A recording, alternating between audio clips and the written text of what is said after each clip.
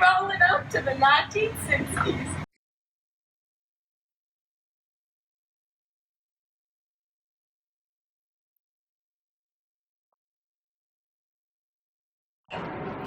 Johnson came into presidency on January 20th, 1965, after Kennedy was assassinated.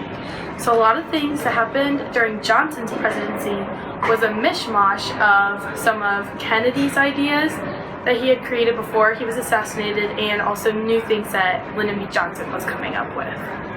The policies created by Johnson were actually just the ideas of Kennedy.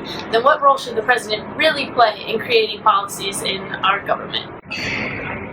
Lyndon B. Johnson should be allowed to create policies because he is in the position of power to do so. So why not let him?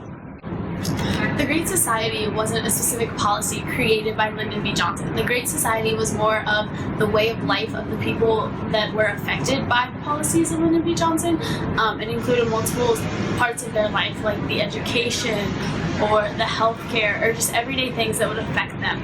So the Great Society was just the standards and the different advantages and benefits that the people got because of the policies created by Lyndon B. Johnson.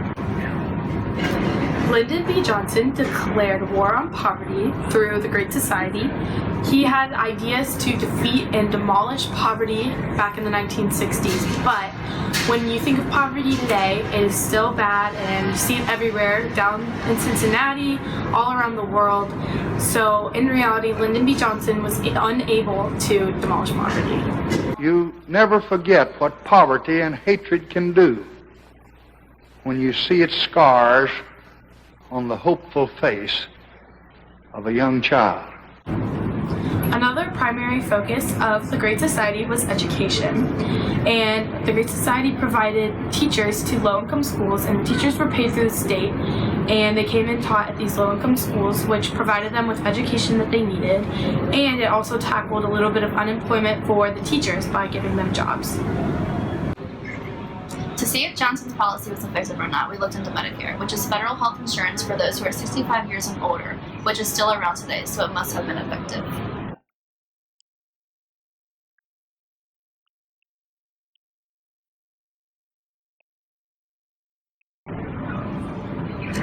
In terms of the health aspect of the Great Society, the other part that was involved was the Medicaid.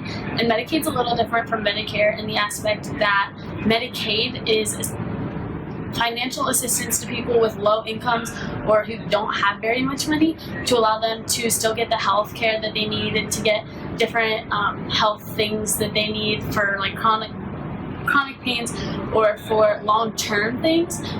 The problem with Medicaid is that the definition of struggling economically can vary depending on the individual circumstance, and a lot of people who genuinely need financial assistance aren't getting the assistance that they need because the government doesn't consider them one of like the worst possible situations, so they aren't getting as much help. So that would lead to an argument against the fact that it isn't necessarily effective, when in essence it was to help the people who were struggling economically.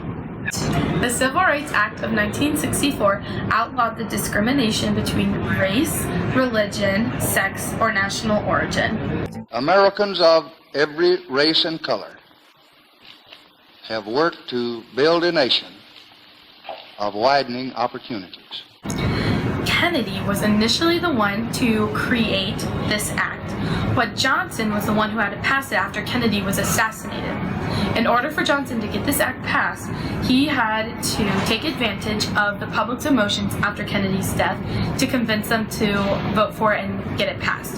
So should the president really have this big of a role creating policies if this is how he does it? Yes, because look where it has got us today.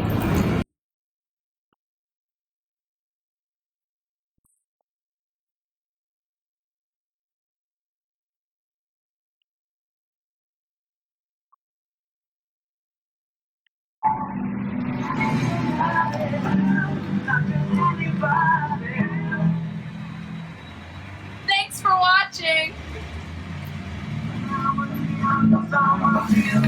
I'm